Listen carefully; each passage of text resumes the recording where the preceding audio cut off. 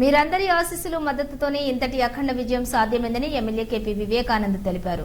132 జుడిమెట్ల division Durga estate దర్గా దేవాలయం వద్ద ధూపదీప నైవేద్య సంఘం ఆధ్వర్యంలో నిర్వహించిన ఈ సమావేశానికి ఎమ్మెల్యే కేపీ వివేకానంద్ ముఖ్య అతిథిగా హాజరయ్యారు.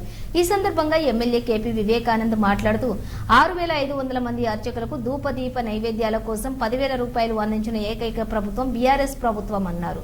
ఆ భగవంతుడి కృప మీ అందరి ఆశీస్సుల వల్లే చరిత్రలో మిగిలిపోయే విధంగా 8,05,576 ఓట్ల మెజారిటీతో నేను గెలిచానని, ఆ విజయంలో భాగస్వాములైన మీరందరికీ కూడా ధన్యవాదాలు తెలియజేస్తున్నానన్నారు.